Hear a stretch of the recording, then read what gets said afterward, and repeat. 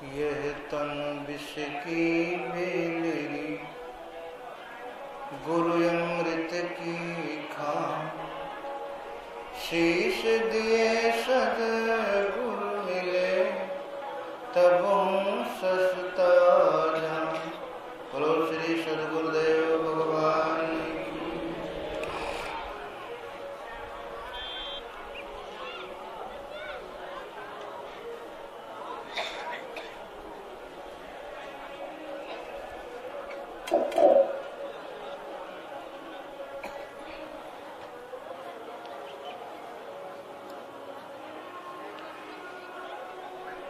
इस मानव तन की दुर्लभता पर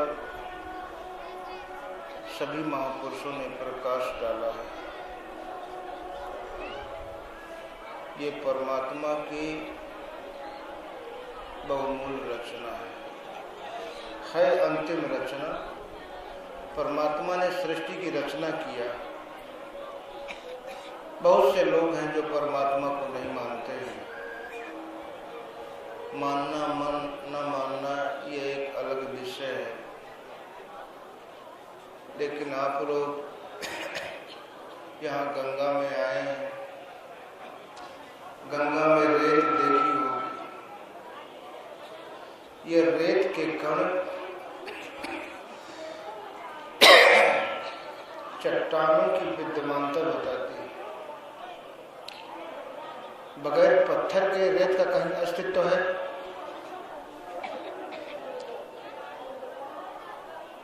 छोटी छोटी जो चट्टानें हैं ये पहाड़ों से टूटकर बनती हैं, तो चट्टानों की जो विद्यमानता है वो पहाड़ों की विद्यमानता सिद्ध करती है। और जो रेत की विद्यमानता है वो छोटे छोटे पत्थर के टुकड़े और चट्टानों की विद्यमानता। तो मूल तो पहाड़ ही हुआ। ये सृष्टि जो दिखाई देती है, इससे सृष्टि का रचयिता अपने आप सिद्ध होता है। इसको सिद्ध नहीं करना है। ये सृष्टि किसी ने बनाई है।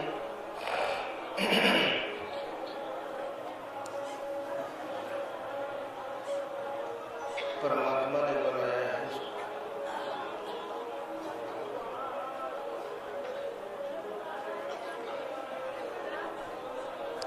भगवान बनाता गया, लेकिन भगवान को संतुष्टि नहीं हुई।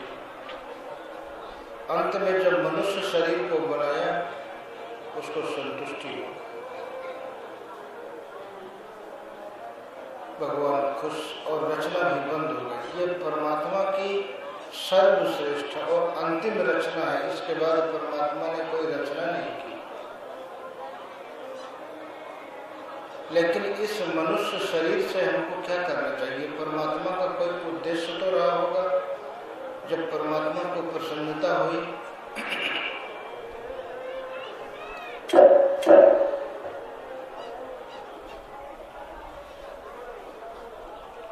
हर महापुरुष ने इसकी दुर्लभता पर प्रकाश डाला है। भगवान राम जब 14 साल वनवास से आए, वापस लौटकर, तो एक बार रघुनाथ बुलाए, गुरु दुज पुरवासी सब आए। सभी आए।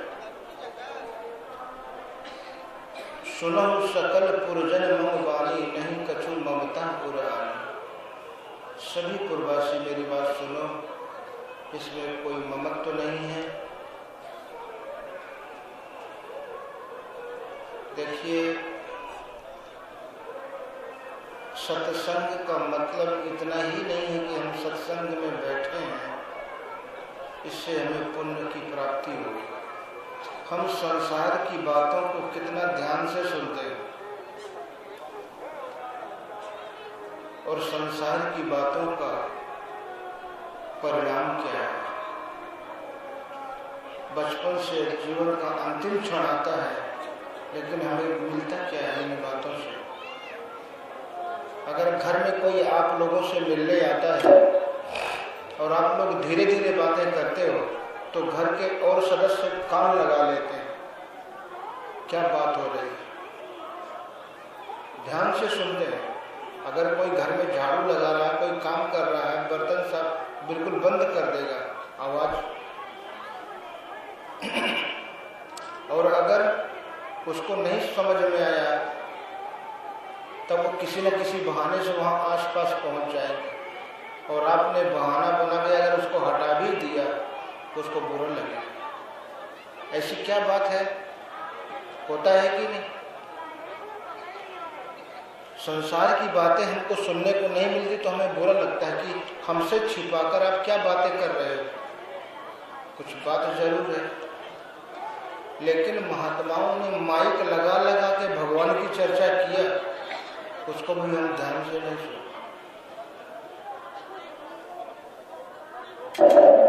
इनमें से कितने ही होंगे जो इतने दिन से सत्संग हो रहा है जो ज्यों का त्यों याद होगा, लेकिन विषय संबंधी चर्चा हमने बचपन में सुनी है और अभी तक याद है कि नहीं? क्यों? हमारी रुचि नहीं है, और जब तक रुचि नहीं होती है तब तक हमें कोई चीज़ याद नहीं होती। विषयों में हमारी स्वाभाविक रुचि है, इसलिए विषय संबंधी बातें बचपन में हमने सुनी, वो आज तक हम उसको दोहरा देंगे। लेकिन सत्संग कल क्या सुना हम जो का तो नहीं दोहरा सकते, परसों क्या सुना हम नहीं दोहरा सकते। और महात्माओं ने अच्छी बातों को माइक लगा लगा के बताया, बहुत दूर तक आवाज जाए फिर भी नहीं। और संसार की विषय संबंधी वार्ता बिल्कुल धीरे धीरे कान में बात करेंगे। आप विचार करिए कि इन संसार की बातों का परिणाम क्या है। आपका ये जीवन किसी न किसी के काम तो आ रहा है, आया है, परिवार के काम आया, समाज के काम आया, देश के काम आया, लेकिन जिनके काम आया है अभी तक उनमें से कोई आपको दुख से नहीं बचा सकता है, कोई सोचा हुआ जीवन नहीं दे सकता है। दे सकता है, कोई दुख से बचा सकता है, लेकिन ये शरीर कभी भगवान के काम तो नहीं है, कभी भगवान की बातों को ध्यान से तो नहीं सुना। किसकी बातें ध्यान से सुनने लायक, और हम किसकी बातें ध्यान से सुनते हैं। और इन सब से हमें मिलेगा क्या? जब तक परिणाम सामने नहीं रहेगा तब तक मनुष्य अपने जीवन का सदुपयोग कभी भी नहीं कर सकता। आप जो करते हो, जो सोचते हो, इन सब का परिणाम क्या है इसको सामने रखो, और परमात्मा का या जीवन का महत्व क्या है हमारे लिए, जो ईश्वर ने हमें दिया है, ये उधार दिया है। जैसे उधार की गाड़ी मांग लाते हो, हमें दोस्त से मिलने जाना है, अपने दोस्त से गाड़ी मांग लिया, उस दोस्त से मिलने जाना है, तो क्या करते हैं आप? केवल उसी दोस्त से मिलते हैं क्या? मिला तो है आपको, उतने घंटे में जितना उसका उपयोग कर सकते हैं आप करते हैं कि नहीं करते? कि इसको वापस तो करना है, लेकिन ये हमको मिली है, इसका हम एक दोस्त के बजाय हम 10 दोस्त से मिल लें और 10 काम कर लें, फिर तो वापस करना। तो शरीर तो हमें वापस करना है, वहाँ गुंजाइश नहीं है। इसका उपयोग हम जितना अधिक से अधिक कर सकते हैं। किसी को कोई पद मिला है, अगर वो पद का दुरुपयोग करता है तो वो पद उससे ले लिया जाता है, छीन लिया जाता है। तो परमात्मा हर महापुरुष ने इस मानव तन की दुर्लभता पर प्रकाश डाला और कहा कि ये मनुष्य, आप लोग अगर इस शरीर से, देखिए आप में से कोई दुख नहीं चाहता है लेकिन जिंदगी भर जो अर्जित किया है उसमें से ऐसी कोई वस्तु नहीं है जो आपको दुख से बचा सकती है।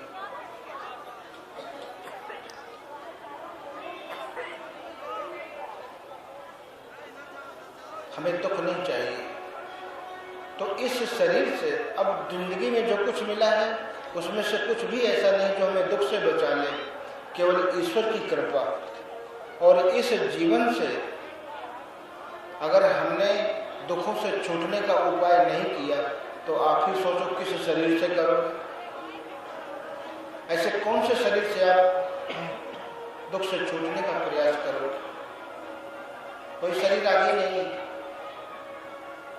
हमने देखा है पहले शहरों में तांगे चलते थे,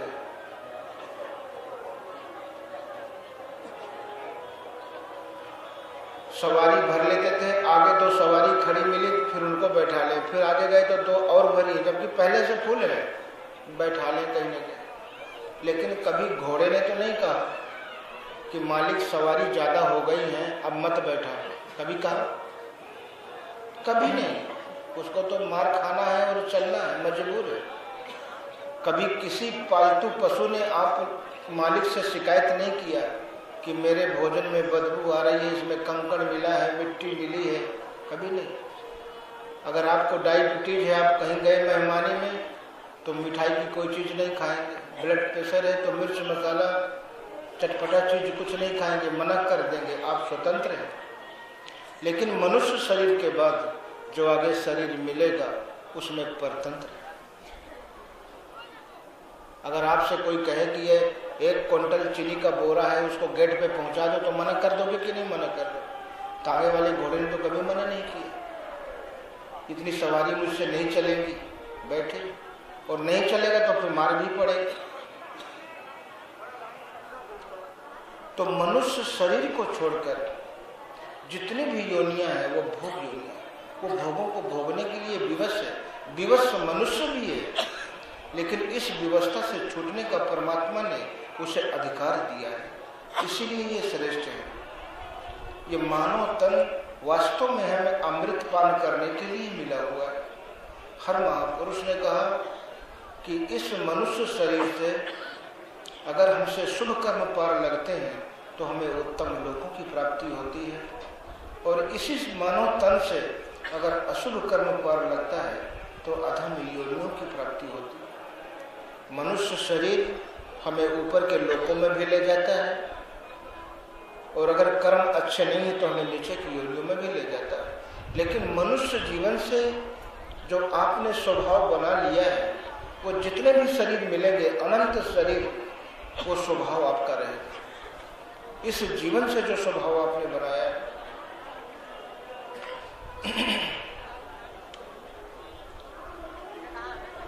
भगवान बुद्ध ने 200 जन्मों कहा कि मेरी साधना 200 जन्मों की है, 150 बार में राज परिवार में ही पैदा हुआ। क्यों? बाहरी व्यवस्था का आधार आत्मिक संपत्ति है, जो मानव तन से ही संभव है और किसी भी शरीर से संभव नहीं। और 50 बार में पशु पक्षी इत्यादि योनियों में गया, 1 बार मैं शेर की योनि में भी गया। लेकिन जो शरीर मिलता है उसका भोजन तो नियत है प्रकृति के द्वारा, लेकिन मैंने कभी हिंसा नहीं की। क्यों? 150 जन्मों तक तो मैंने अहिंसा का अभ्यास किया, क्योंकि शेर की योनि, मेरा भोजन भी वही नियत किया प्रकृति ने। तो मेरे घर के सदस्य शिकार करते थे, मैं खाता था, मैंने हिंसा नहीं, अहिंसा का अभ्यास किया था। और अगर आदमी खुराफाती है, अगर खाट में भी लग गया है, आप उससे सलाह लेने जाओगे तो वो झगड़े की बात ही करेगा, स्वभाव बना लिया। इसी प्रकार अगर वो पशु योनि में चला गया, देखो आप लोगों ने देखा होगा, हमने देखा है, एक बैल को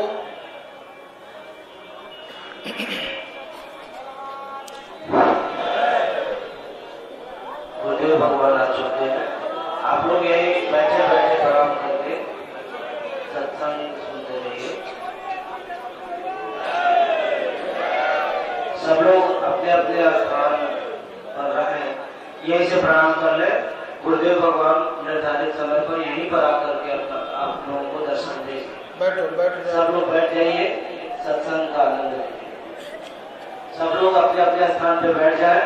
गुरुदेव भगवान अपने निर्धारित समय पर यहीं पर मंच पर आकर के आप लोगों को दर्शन देंगे।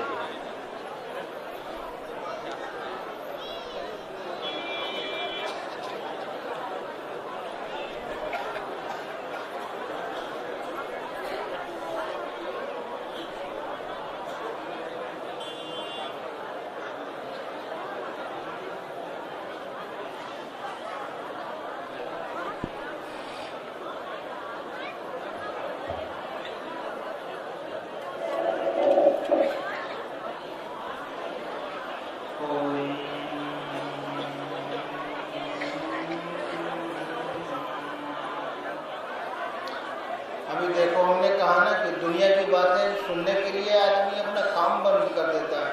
हमारे लोग घर में झाड़ू लगाते रहेंगे तो आवाज आती है खर खर, उसे भी बंद कर देंगे। बिल्कुल ध्यान दें।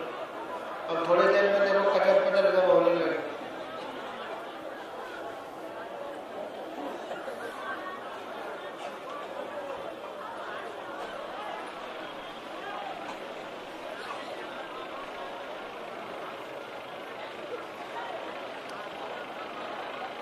भगवान राम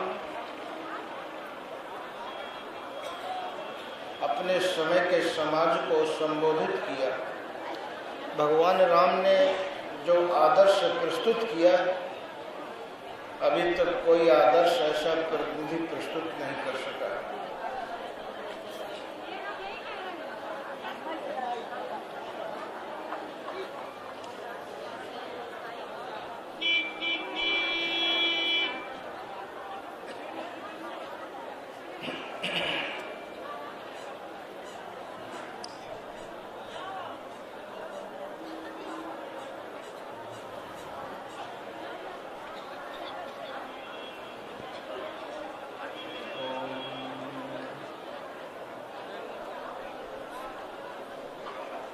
भगवान राम ने पहली बात कही कि बड़े भाग मानुष तन पावा, सुर दुर्लभ सद ग्रंथन गावा।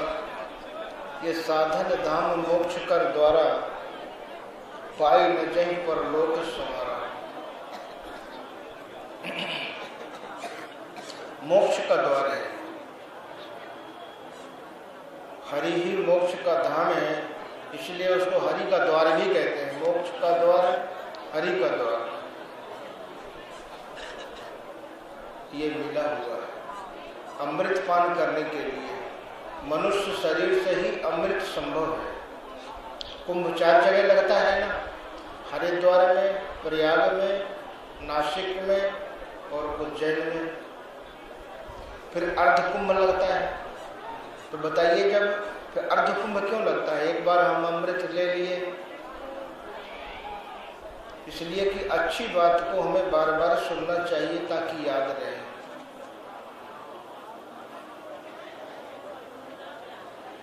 ये मनुष्य शरीर से हमने संसार से प्रेम किया अभी तक, वास्तव में हमारे दुख का कारण ही प्रेम है। आपका प्रेमी अमेरिका में रहता है, अगर सुन लिया कि वो नहीं रहा तो आपको यहाँ दुख होगा, होगा कि नहीं होगा? और पड़ोसी से कोई प्रेम नहीं है, रात दिन घटनाएं घटा करें, कोई दुख नहीं होगा।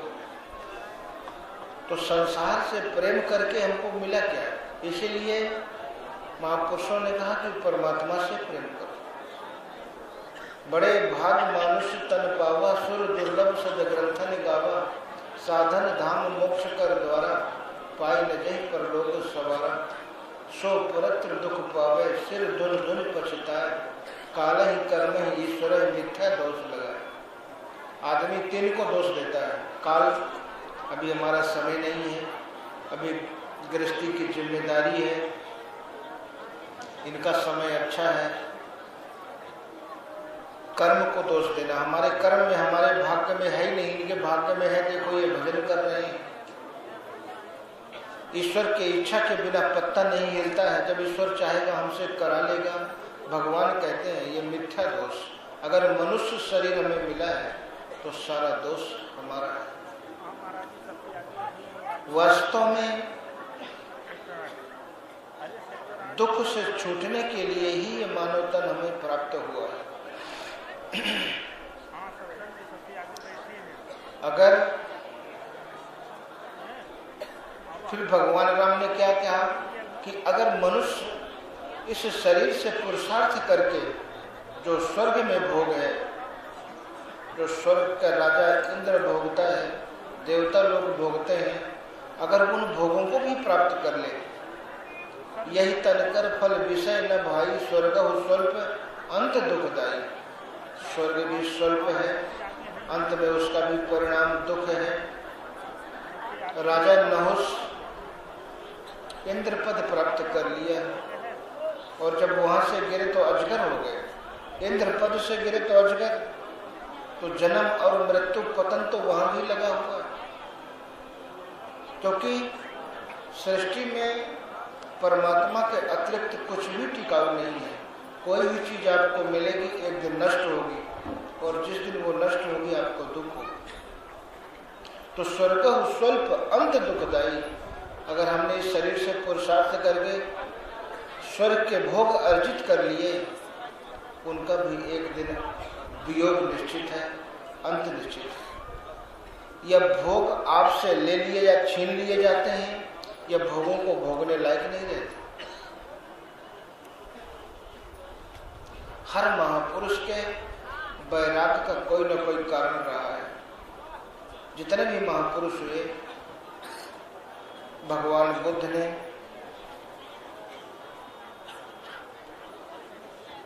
35 साल की अवस्था में एक वृद्ध को देखा। अभी तक पृथ्वी में इतना सुखी जीव कोई हुआ कि 35 साल का हो जाए, बुढ़ा न देखा हो, मुर्दा न देखा हो, रोगी न देखा हो। रोगी न देखा हो। ये 4 दृश्य भगवान बुद्ध के सामने आए और उनको संसार से बैराग हो। हमने एक दिन बताया था कि हमारे दुख का कारण परमात्मा या संसार नहीं है, न भूत प्रेत है, न ग्रह उपग्रह है। हमारे दुख का कारण है हमारा विचार, और वो विचार जैसा हमारा दृष्टिकोण होता है वैसा ही विचार होता है। एक ही दृश्य किसी के दुख का कारण बन सकता है, और वही दृश्य किसी के सुख का कारण भी बन सकता है।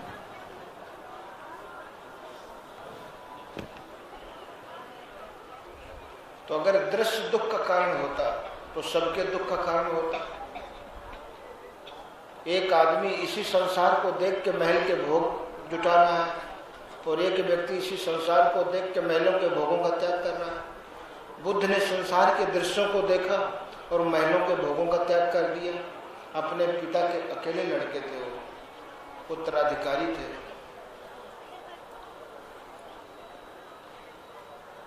और जब ये 4 दिन तक लगातार ये 4 दृश्य उनके सामने आए और बैराग हो गया। भगवान महावीर के सामने भी ऐसा ही दृश्य आया। वो जंगल में घूम रहे थे, तो एक गाय ने बछड़े को जन्म दिया, और वो गाय उलट के उस बछड़े की सफाई करने लगी। उनका संस्कार जागृत हो गया। बोले, अरे यह आत्मा हर शरीर से गुजरती है। जिस गंदगी को हम 10 मिनट हाथ शरीर में न कहीं लगा सकते हैं, उस गंदगी को मुंह से चाटना पड़ेगा। कौन जोनि जन्म्यों जहाँ नाही, सुन खगेश भ्रम भ्रम जग माई। देखूं सब कर कर्म गोसाई, सुखी न भयो अबही की नाई। यही तन राम भगत उर जामी, ताते मोहि परम प्रिय स्वामी।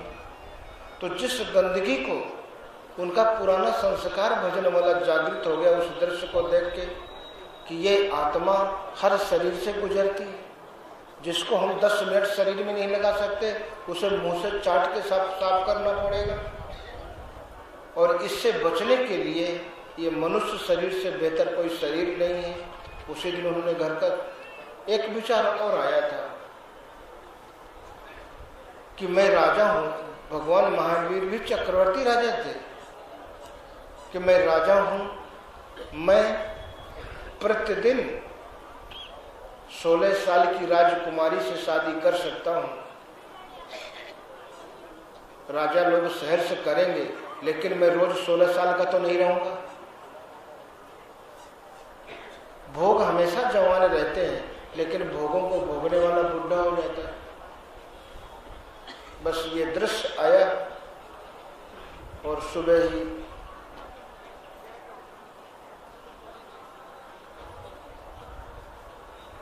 कबीर साहब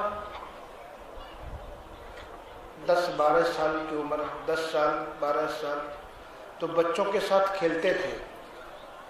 काशी में ही तो थे, और हरिश्चंद्र घाट में अभी चले जाइए तो 2-4 मुर्दा हमेशा जलते रहते। मणिकर्णिका घाट, हरिश्चंद्र घाट, तो बड़े गौर से देखते थे कि जब ये जीवित थे तब इनके आगे पीछे कितने लोग चलते थे हथियार बंद होकर इनकी सुरक्षा में। बहुत विचार किया और उसको अपनी वाणी में प्रकट भी किया। आस पास जोधा खड़े सबही बजावत गाल, और बीच महल से ले चला ऐसा काल कराल। योद्धा खड़े के खड़े रह गए।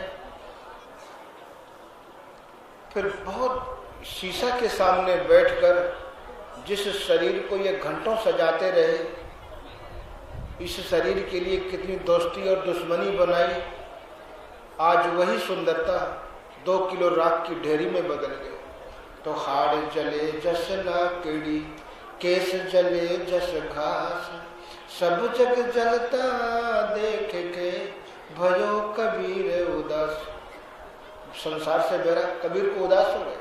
सब जग जलता देख के कोई बचने वाला नहीं है, सबको उस घाट में पहुंचना है। तो भला जिस शरीर को सजाने में हमने इतना समय बर्बाद किया, जिस शरीर के लिए हमने इतनी दोस्ती दुश्मनी बढ़ाई, धन अर्जित किया, उसी को अचानक छोड़कर चल दिए और वो सुंदरता 2 किलो राख की ढेरी में बदल गई। तो ये शरीर मिला तो मिला किस लिए? फिर वो उसकी खोज में लग गए कि परमात्मा ने अगर रोग बनाया है तो रोग से छूटने की दवा भी है, दुख बनाया है तो दुख से छूटने की दवा भी है। लेकिन हम लोग कल्पित दवाई खोजते रहते हैं। जो भगवान ने रास्ता दिया है महापुरुषों के माध्यम से, किसी को दुख आता है तो कहीं किसी मंदिर में जाके मनौती मान लेते हैं, कोई शास्त्र का पाठ करा लेते हैं, इससे आगे तो कुछ नहीं, कुछ अनुष्ठान करा लेते हैं, कुछ जंत्र मंत्र टोना टोटका का सहारा ले लेते हैं। इससे आगे वास्तव में समाज को पता ही नहीं। ये बताइए कि हमने अपराध परमात्मा का किया है। परमात्मा ने आपको मनुष्य का शरीर दिया। एक आदमी को भयंकर रोग हो गया, कैंसर हो गया, और वो कैंसर से जब ठीक हुआ तो उसने भगवान का धन्यवाद दिया कि भगवान आपने बचा लिया। लेकिन जब वो निरोग था तब भगवान को धन्यवाद क्यों नहीं दिया? ये मनुष्य का स्वाभाविक गुण है, नहीं दे पाता वो, जबकि कितना बेशकीमती शरीर दिया परमात्मा ने। नकली हाथ लगवाते हैं, नकली पांव लगवाते हैं, किडनी लगवाते हैं, कितना खर्चा बैठता है। ये अमूल्य शरीर तो यूं ही दे दिया, कुछ खर्चा तो नहीं। भगवान ने हर चीज हमको फ्री भी दिया। दुनिया में अच्छे और बुरे दोनों प्रकार के विचार हैं। उन विचारों को चुनने के लिए भी हम स्वतंत्र हैं। मान लीजिए कि कहीं पर 1-2 का नोट, 5 का, 10 का, 50 का, 100 का, 500 का, 1000 का पड़ा है, और कोई कह दे जो चुन ले वो नोट उसके पास रहेगा, तो आप कौन सा नोट चुनेंगे? 500 वाला कि 1000 वाला? 10-5 वाला तो शायद ही कोई चुनेगा। हर चीज पड़ी है। अच्छे विचार भी इस संसार में बिखरे पड़े हैं और बुरे विचार भी। आपका मन जिसको ग्रहण कर लेगा वो आपके पास रहेगा और वैसा ही आपका जीवन बनेगा। मनुष्य की सोच देखिए, एक आदमी अपने लड़के को पहलवान बनाना चाहता है और वो सूखी रोटी से पेट नहीं भर पाएगा तो पहलवान बनेगा। एक आदमी मकान बनवा रहा है और सोचता है कि ये 100 साल टिकाऊ रहे, तो टिकाऊ कैसे रहेगा? कितना सोचने से टिकाऊ हो जाएगा? जहां 8 का मसाला लगता है वहां 6 का लगाएगा, जहां 12 mm का सरिया लगना है वहां वो 14-16 का लगाएगा।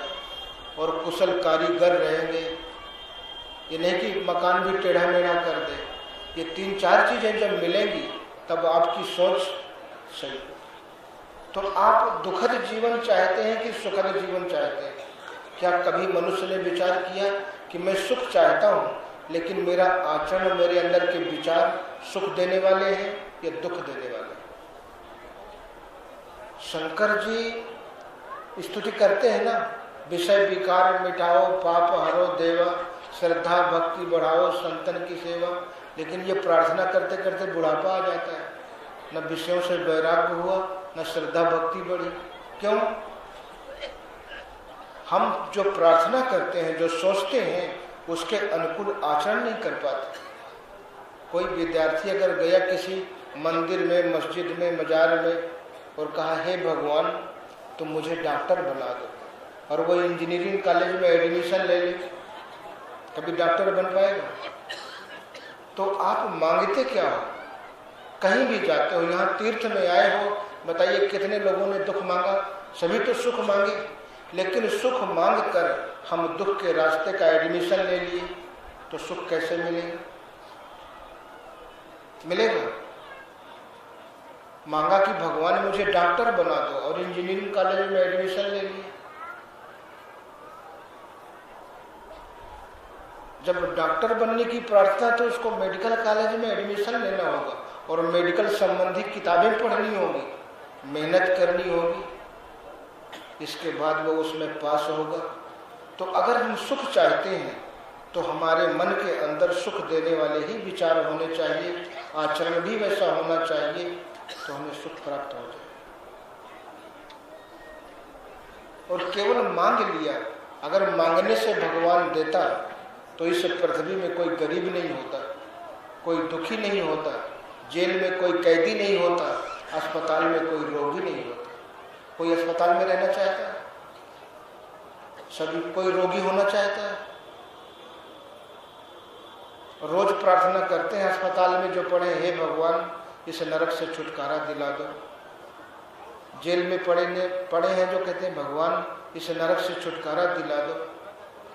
जो दुखी है कहे भगवान दुख से छुटकारा दिला दो। कहते हैं कि नहीं कहते? जो गरीब है कहते हैं भगवान ये गरीबी हम कब तक झेलते रहेंगे, हमें इस गरीबी से मुक्त कर दो। लेकिन क्या भगवान सुने? इस पृथ्वी में कोई गरीब होता ही नहीं अगर भगवान सुन लेता। क्यों नहीं सुनता? एक भक्त वो भी है जिन्होंने कहा और भगवान ने तुरंत सुन लिया। भगवान तो पशु पक्षियों की भी सुनता है। गजराज पशु तो था और भगवान को पुकारा, भगवान आ गए, सुन लिया, इस ग्रह से मुझे बचाओ, और भगवान पहुंच के बचा लिए। तो वो कौन से भक्त हैं जिनके बुलाने पर भगवान पहुंच जाते हैं, उन्हें बचा लेते हैं? हमारा अंतःकरण भी वैसा ही होना चाहिए। तो आप मन से पुकारोगे, वो मन की पुकार को भी सुनता है। भगवान आपके मन के संकल्प को सुनता है, बाहर कहने की जरूरत नहीं, आप मन में सोचो।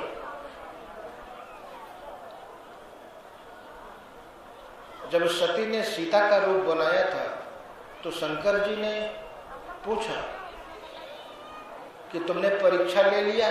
बोले नहीं, उस समय आपने प्रणाम किया था तो हमने प्रणाम नहीं किया, हमारा प्रणाम उधार रह गया था। तो कछु न परीक्षा लीन गोसाई और कीन प्रणाम तुम्हारी नाई। मैंने उस समय प्रणाम नहीं किया था, उधार रह गया था, मैंने आपकी तरह ही प्रणाम किया। शंकर जी ने प्रणाम किया था ना, कई सच्चिदानंद परधामा सो नृप सुत कीन प्रणाम। तो मैंने भी वैसे ही, जैसा आपने प्रणाम किया मैंने भी वैसा, कीन प्रणाम तुम्हारे ही नहीं।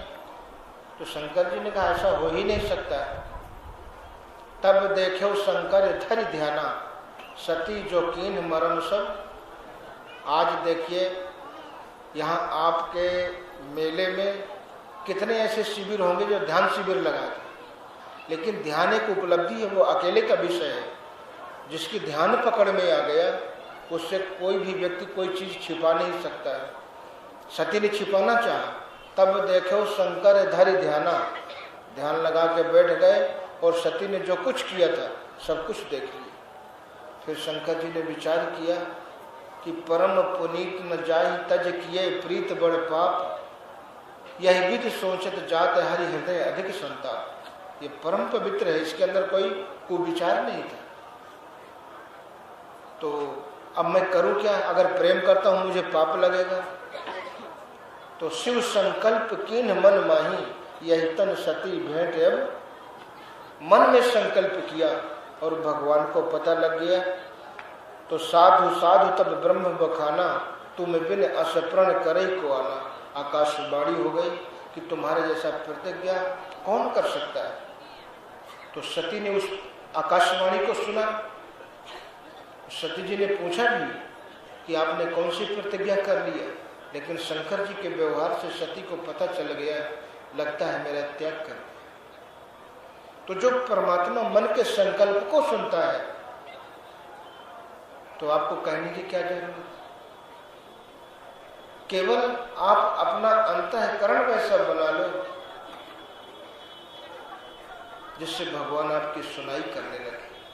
आप कहीं जाते हो, किसी ने बुलाया आपको, मेहमान बन के गए और जितना घर का कूड़ा करकट है वो आपके आसन पे डाल दे, घर का गंदा कपड़ा बिछा दे, पर डाल दे कूड़ा करकट फिर बिराजिए। आप दोबारा कभी उसके घर जाएंगे? ये कहोगे हमें अपमान करने के लिए बुलाया। जब लड़का लड़कियों का संबंध बनाते हैं, कोई लड़का देखने जाता है, कोई लड़की देखने जाता है, तो आप अपने घर को कितना सजाते हो, अपने मित्रों को बुलाते हो, फिर परिचय देते हो, ये आईजी साहब हैं, ये मंत्री जी हैं, ताकि ये प्रभावित होकर के हमारे यहाँ संबंध बना ले। प्रभावित करते हैं कि नहीं करते? और दुनिया को प्रभावित करने के लिए हम क्या नहीं करते हैं, लेकिन दुनिया को प्रभावित करके हमको मिलेगा क्या? हमारे हाथ लगेगा क्या? दुख और आंसुओं के सिवाय कोई टिकाऊ चीज लगे? और इस संबंध की, बाहरी संबंध की कोई गारंटी नहीं है। आपने बारात विदा किया, रास्ते में एक्सीडेंट हो गए, कुछ तो बारात भी नहीं पहुंच पाती, लेकिन परमात्मा से एक बार संबंध जुड़ गया वो कभी नहीं टूटता है जब तक उस भक्त का उद्धार नहीं हो जाता है। तो उस संबंध को बनाने के लिए क्या कभी आपने इतना प्रयत्न किया? मान लो जिले के सबसे बड़े अधिकारी को आपने अपने घर बुलाया, तो उसके लायक आसन लगाओगे कि नहीं? कहीं ये नाराज हो गए तो हमारा गड़बड़ कर देंगे, लगाएंगे कि नहीं लगाएंगे? लेकिन दुनिया के मालिक को अपने हृदय में बैठाने के लिए क्या कभी आपने सोचा ये जन्म जन्मांतरों के विचारों से हमारा हृदय भरा पड़ा है, क्या ये प्रभु के बैठने लायक है कि नहीं? कभी सोचा? तो उस कुत्सित हृदय में उस परमात्मा को आमंत्रित करना, उस गंदे आसन में एक प्रतिष्ठित व्यक्ति को बैठाना, उसका अपमान है कि सम्मान है? हमने कभी भी विचार नहीं किया।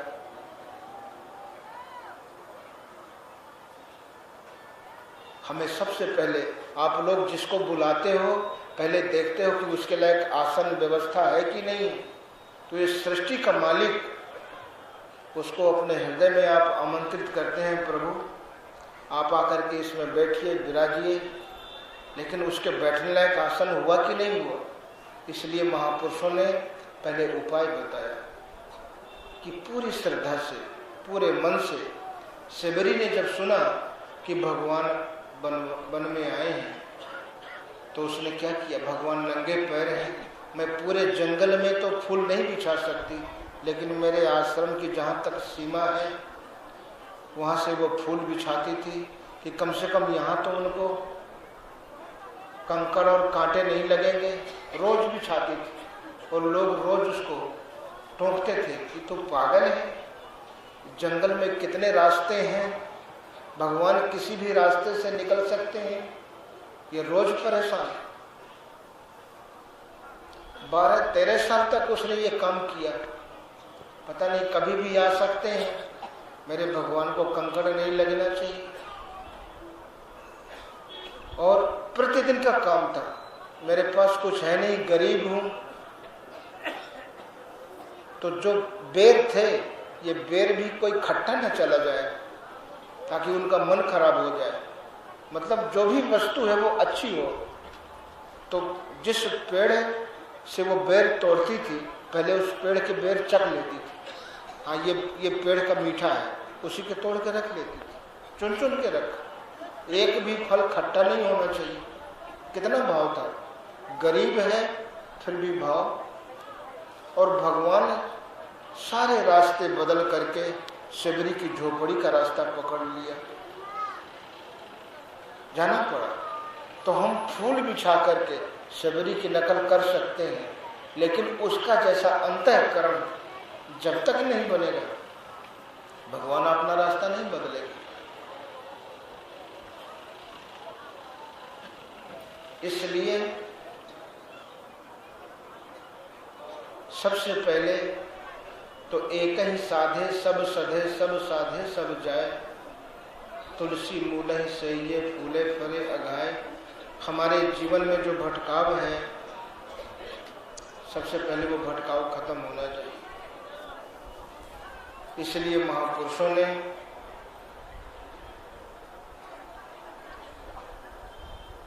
जयंत और इंद्र का प्रसंग रखा था। जब सीता को चोंच मारकर भागा तो ब्रह्मास्त्र का प्रयोग किया तो अपने पिता के पास गए। इंद्र के अधीन कितने हैं? 33 करोड़ देवी देवता, और पूरा संसार इसी में उलझा हुआ है। 33 करोड़ के बाहर वो कुछ जानता ही नहीं। तो जो पिता अपने पुत्र की रक्षा नहीं कर सकता है, आपकी कैसे करेगा? जिसका काम, इंद्र का इतिहास तो आपको मालूम है ना, कोई यज्ञ करने लगे तो उसके पेट में दर्द शुरू हो जाता है, घोड़ा चुराने चला जाता है, लेकिन हम करते हैं क्योंकि विकल्प में हमारे पास कुछ भी नहीं। और जबकि महापुरुषों ने सदैव से समाज का मार्गदर्शन किया। एक परमात्मा जिसका निवास हृदय है, उस हृदय को उसके बैठने लायक बनाना है सेवा से और नाम जप से। हनुमान जी ने ये 2 काम किए थे। जपे पवन सुत पावन नामू, अपने वश करी राखो राम। और जो सेवा मिली मन कर्म वचन से, अपने घर से भी ज्यादा ढंग से सेवा किया। एक अभी कुछ समय पहले दिल्ली में सुप्रीम कोर्ट के वकील ने कहा था राम एक अच्छे पति नहीं थे। बताइए, और जो शराब पी कर रोज पिटाई करते हैं वो अच्छे पति हैं, उनकी बुराई नहीं की। भगवान राम जो आदर्श प्रस्तुत किए अभी तक कोई किया ही नहीं। जो हनुमान जी सुसेन वैद्य को सोने के महल में रहता था वो, और उसका घर सहित उठा के ले आए थे सुसेन वैद्य को। तो हनुमान जी से कहते थे कि देखो ये धोबी उठान पटान बोल रहा है कि जब सो जाए तो रात में इसका घर उखाड़ के समुद्र में फेंक आना। तब तो राम एक अच्छे पति थे। भगवान राम ने ये बताया कि मैं जिस सीता को प्राणों से बढ़ के प्रेम करता था, उस सीता के वियोग में देखो मैं पागल की तरह घूमा और एक वंश का समूल नाश कर दिया उसे पाने के लिए। लेकिन प्रजा के एक छोटे से सदस्य की भावना का सम्मान करने के लिए मैं अपने प्रिय से प्रिय वस्तु का त्याग कर रहा हूं। ये प्रतिनिधि को ऐसा होना चाहिए, वो ऐसा कर सकते थे। हनुमान जी को बुला के कहते बस कि जब सो जाए, हाँ जो द्रोणागिरी को उठा के ला सकते हैं तो धोबी का घर जब सोने का मकान उठा के ला सकते हैं तो सोने से ज्यादा वजनी थोड़े ना धोबी का घर। लेकिन आरोप लगाने वालों से पूछा जाए, जो भाई देखिए हम लोग एक दूसरे की बुराई तो करते रहते हैं, लेकिन बुराई करने वाले से पूछा जाए कि आप इससे अच्छा आदर्श प्रस्तुत कर सकते हैं? नहीं कर सकते। ये बहुत विचारणीय बातें हैं। एक मनुष्य कुछ न कुछ अपने ही हाथों अपनी संस्कृति को नष्ट करने का ये प्रयास है और कुछ नहीं। हमारे पास अपनी संस्कृति नहीं रहेगी, अपना आदर्श नहीं रहेगा, हम दूसरे का हमें अपनाना पड़ेगा। ये जितने भी महापुरुषों ने बनाए सब आदर्श स्थल है। इसीलिए महापुरुषों ने कहा दैवी संपत्ति तपबल सृष्टि रचय विधाता, तपबल विश्व सकल जगत त्राता, तपबल शेष धरई मही भारा, तपबल शंभु करहि संघारा, तब आधार सब सृष्टि भवानी करहु जाई तप असजिए जाए। वास्तव में मनुष्य शरीर से जो आपने तप किया है, ईश्वर चिंतन किया है, वही पूंजी आपको हर क्षेत्र में, दुनिया में जितने भी विभाग हैं, एक डिपार्ट चैंपियन होता है, आखिर वो डिपार्ट चैंपियन क्यों है? सबसे आगे क्यों है? जिस योनि में आप जन्म लोगे यहाँ सबसे आगे हैं, तो जो भी योनि मिलेगी वहाँ आप सबसे आगे रहोगे। पक्षियों में भी देखो, एक आकाश में उड़ता है, सबसे आगे रहता है, बाकी पक्षी उसके पीछे रहते हैं। पशुओं में देखिए, एक पशु आगे रहता है। अगर हमारा कर्म खराब भी हो गया, हमें पशु पक्षी योनि में जाना पड़ा, तो यहाँ भी हम राजा थे, वहाँ भी जंगल के राजा रहेंगे। वहीं जो हमने बनाया है वो पूंजी हमारे पास रहेगी। आपका लगाव मान लीजिए कि ऐसे व्यक्ति से है जिसका कर्म गंदा है और आपका कर्म बहुत अच्छा है, और वो पशु योनि में चला गया, कुत्ते की योनि में चला गया, और आपको भी वहाँ जाना पड़ा, तो आप अपने संस्कार के बस। एक कुत्ता वो है जो राष्ट्रपति भवन में रहता है, 4-6 नौकर लगे हैं, एयर कंडीशन गाड़ी में घूमता है, डॉक्टर वहीं देखने को चला आता है, शैम्पू से नहाता है। हमारा तो घर छोटा सा है ना, तो अपने संस्कार पर से पहुंच गया, वो कर्म ले जाएगा, लेकिन हमारा लगाव भी हमको उस योनि में ले जाएगा। इसलिए भगवान कृष्ण ने अर्जुन को निर्देश दिया था, मन मना भव, तुम्हें मन कहीं नहीं लगाना अर्जुन, मुझ में लगाना।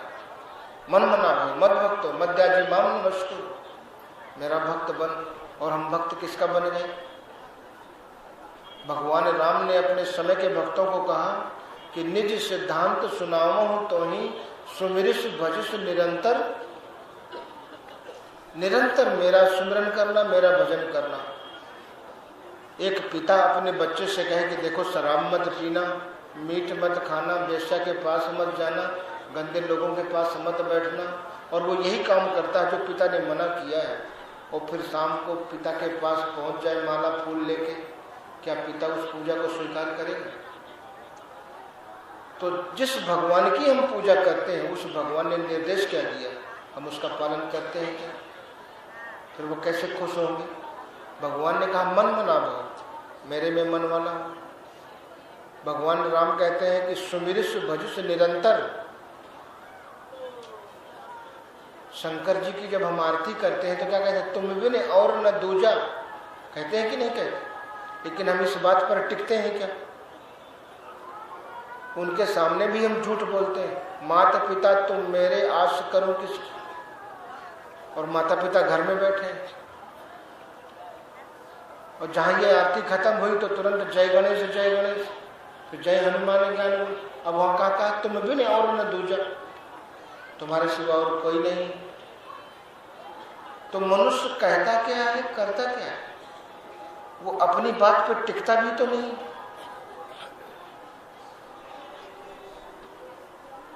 हम कह क्या रहे हैं?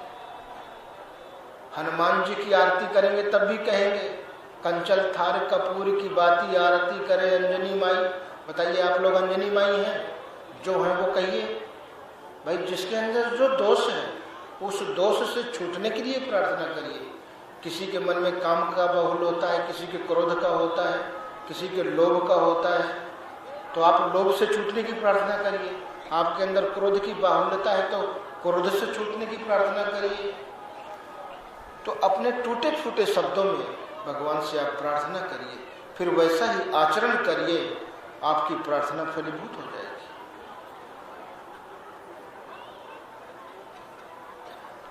और ये दैवी संपत्ति परमात्मा के चिंतन के द्वारा आप जो जो अर्जित करते चले जाएंगे, वो आपका स्तर उतना ही ऊंचा उठता चला जाएगा।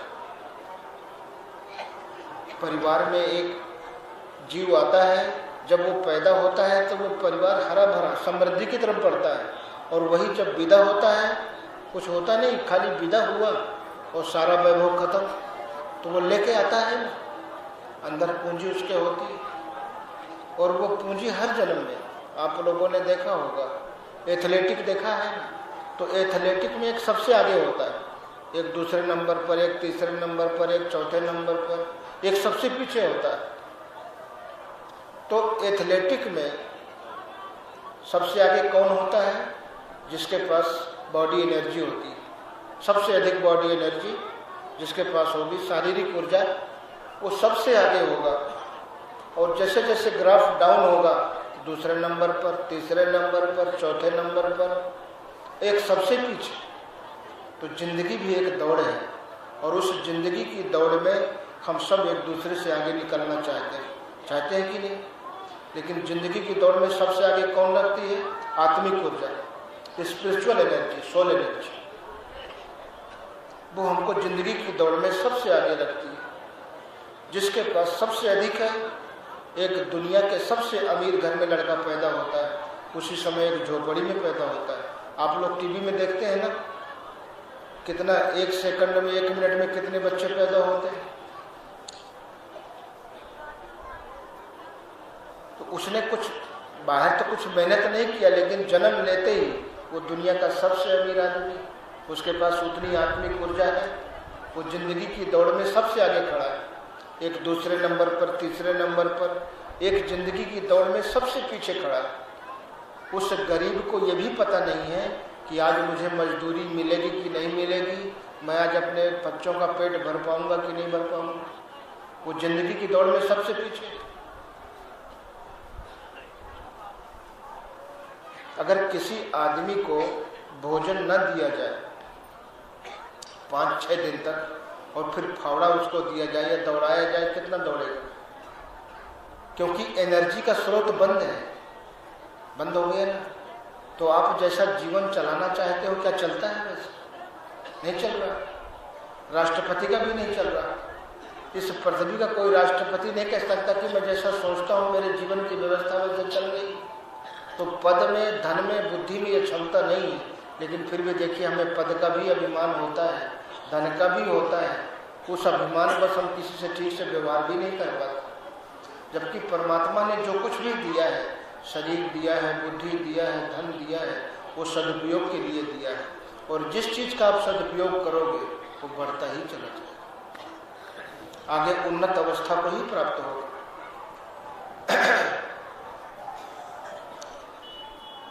आपको कहीं जाना है, इंटीरियर एरिया में जाना है, तो आप लोग अपनी गाड़ी में देखते हैं कि बीच में कोई पेट्रोल पंप नहीं है, मेरी गाड़ी में इतना ईंधन है नहीं, है कि नहीं, जो मुझे वहाँ तक पहुँचा दे और फिर वापस ले आए।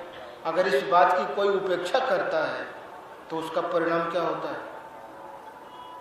इसलिए महापुरुषों ने कहा कि कबीरा निर्भय नाम जप जब लग दिया बाती, तेल घटा बाती बुझी सोवेगा दिन।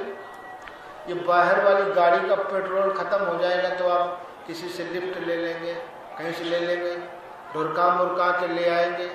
लेकिन जब इस जीवन रूपी गाड़ी का पुण्य रूपी पेट्रोल खत्म होता है, तब ये तो कंधे पे ही चलती है, फिर लुढ़कती नहीं, सोवेगा दिन रात। तो हमारा सबका लक्ष्य है, मुझे 4 लड़कों की व्यवस्था करना है, 2 लड़कियों की शादी करना है, मुझे उस पोस्ट तक पहुंचना है। लेकिन क्या मैंने कभी देखा कि जो मेरा लक्ष्य है उतना पुण्य रूपी पेट्रोल मेरे जीवन रूपी गाड़ी में है कि नहीं? देखा क्या? इस बात की उपेक्षा जो करता है, पहले उसे अर्जित करो। फिर अपना लक्ष्य तय करो, वो आपको लक्ष्य तक पहुंचा देगी। इसलिए भगवान कृष्ण ने कहा कि अर्जुन, तू दैवी संपत्ति को हृदय में बलवती बनाओ। ये बाहर कुछ नहीं देखिए, बाहर का जितना भी विकास है सबका परिणाम दुख है। और बाहर जो शिक्षा देने वाले हैं वो अपना पारिश्रमिक लेते हैं, जिस शिक्षा का परिणाम दुख। बाहरी कितनी बड़ी से बड़ी डिग्री ले लो, लेकिन या तो व्यवसाय करोगे या नौकरी करोगे, दोनों के द्वारा धन अर्जित करोगे और धन के द्वारा वस्तु खरीदोगे, तो वस्तु टिकाऊ कब है? जिस दिन नष्ट होंगी उस दिन दुख होगा। तो बताइए इस भाग दौड़ का व्यवसाय का रिजल्ट क्या? वो अपना पैसा लेता है, लेकिन जिस शिक्षा का परिणाम शाश्वत सुख है, हमारे महापुरुषों ने फ्री में वो शिक्षा दिया, और जो लेने वालों ने लिया उनका कल्याण भी। दुनिया की सर्वश्रेष्ठ शिक्षा फ्री, और जिस शिक्षा का परिणाम दुख उसका हम पारिश्रमिक लेते हैं। अभी कोई किसी को आपात घटना से बचा ले तो हर साल हम देखते हैं 26 जनवरी 15 अगस्त को पुरस्कार वीरता का मिलता है। संसार का चिंतन करने के लिए हमने उसे 10-20 साल जीने का अवसर और दिया। तो संसार का चिंतन जहाँ से शुरू होता है वहीं से दुख का आरंभ होता है, और ईश्वर का चिंतन जहाँ से शुरू होता है वहीं से सुख का आरंभ होता है। हमने जिंदगी भर संसार का ही तो चिंतन किया, और चिंतन करके या संसार संबंधी काम करके हमने पाया क्या? हमारे पास कोई टिकाऊ चीज तो नहीं है, इसे एक दिन नष्ट होना है, और जब ये चीज नष्ट होगी हमें दुख होगा। होगा कि नहीं होगा?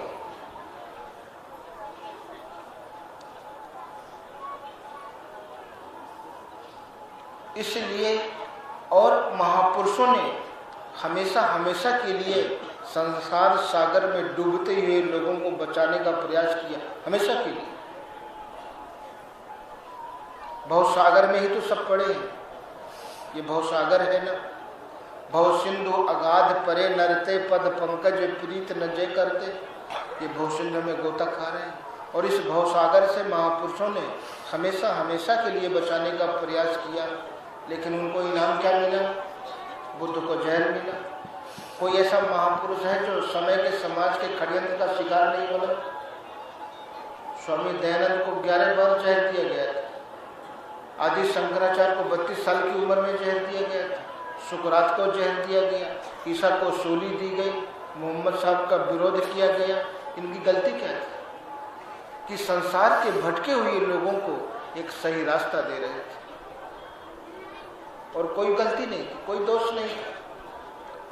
जो संसार में दुखी जीव भटक रहे हैं, दुख पर दुख उठा रहे हैं, उस दुख के रास्ते से निकाल करके सुख और शांति के मार्ग। भगवान कृष्ण ने भी तो यही किया। आप लोग क्या चाहते हैं? दुख चाहते हैं या सुख? दुख और अशांति कोई नहीं चाहता है, सब सुख और शांति चाहते हैं। तो भगवान कृष्ण का पहला संदेश अर्जुन को कि अर्जुन, ईश्वर सर्वभूतानां हृदय से अर्जुन तिष्ठति, भ्राम्यानि सर्वभूतानि यंत्रारूढ़ानि माया, तमेव शरणं गच्छ सर्वभावेन भारत, तत्प्रसादात् परम शांति स्थानम प्राप्स्यसि। तत्प्रसादात् परम शांति। आपको क्या चाहिए? शांति ही तो चाहिए। कहते हैं परम शांति, जिसके बाद जीवन में कभी अशांति नहीं होगी। तो एक परमात्मा का परिचायक 2-2.5 अक्षर का नाम ओम या राम, उसका नाम जपें, और अगर सदगुरु मिल गए हैं तो उनके स्वरूप का ध्यान, यही भगवान कृष्ण ने कहा। अगर नहीं मिले तो श्रद्धा से नाम जपें, और जिस संत ने ईश्वर को पाया है उसका स्वरूप आपके हृदय में आ जाएगा। सुमरिय नाम रूप बिन देखे, आवत हृदय स्नेह विषय। आप वहाँ तक पहुँच जाएंगे या वो आप तक पहुँच जाएंगे। लेकिन ऐसा नहीं। एक रणुआ भी सत्संग सुना करता था, तो उसने सुना कि विश्वामित्र तपस्या कर रहे थे, भजन कर रहे थे, तो मेनका आई। वो हो गया था 45-46 साल का। बोले अब क्या हम भी तपस्या करेंगे? अब वो लग गया भजन में, तपस्या में। बहुत लगन से लगा कि अगर 10 साल में मिले तो 55 साल के हो जाएंगे, फिर मतलब क्या शादी का। बहुत लगन से लगा तो भगवान प्रकट हो गए उसकी लगन को देखकर। बोले भक्त वरदान मांगो। तो आंख मूंद कर तो बैठा ही था, भजन में लो लगाए तो बोले तो आदमी की आवाज है। फिर बैठा रहा। बोले भक्त हम तुम्हारी तपस्या से प्रसन्न हैं, कई बार कहा भगवान ने। तो आंख खोला। बोले तुम पहले कैसे आ गए? पहले मेनका भेजते, रंभा भेजते। अरे बोले तुम्हारा भजन ऐसा ही था। तो कुछ लोग ऐसे ही करते हैं कि हमें संसार, देखिए संसार में 2 प्रकार के ही मनुष्य होते हैं, एक दुर्योधन जैसा, एक अर्जुन जैसा। दोनों एक ही क्षेत्र में खड़े हैं, सबका क्षेत्र वही है, कुरुक्षेत्र। तो एक नारायण की सेना। नारायण की सेना क्या है? व्याप रहो संसार में माया कटक प्रचंड, सेनापति कामाद बरदम द्वेष पाखंड। एक नारायण की सेना को मांग लेता है ये माया, और एक नारायण को मांग लेता है। और जो भगवान को साथ लेकर के चलता है इस जीवन के संग्राम में, वो सफल होता है, विजयी होता है। इसलिए सारे लोगों को, सारे भक्तों को महापुरुषों ने निर्देश दिया कि प्रभस्व नगर कीजिए सब काजा। हर कार्य में आपको सफलता मिलेगी, लेकिन एक शर्त है, देवी देवता भूत भवानी नहीं, हृदय राख कौशलपुर। और फिर आपके जीवन में अगर विपत्ति का पहाड़ भी गिरने वाला होगा, वो रजकण बन के गिर जाएगा, आपको पता भी नहीं चलेगा। गरुड़ सुमेर रेणु सम ताही चितवा राम कृपा कर। और भगवान कृपा कब करते हैं? कि बाहर वाली चालाकी छोड़कर। आपने जितनी चालाकी दिखाई, जितनी बुद्धि लगाई, उस बुद्धि से, उस चालाकी से आप सुखी तो नहीं है। इसलिए मन क्रम वचन छाण चतुराई, और भजत कृपा करिए रघुराई। कृपा मिल जाएगी, और उस कृपा से बड़ी से बड़ी विपत्ति को पार करके आप भगवान को प्राप्त कर लेंगे। बोलो गुरुदेव भगवान।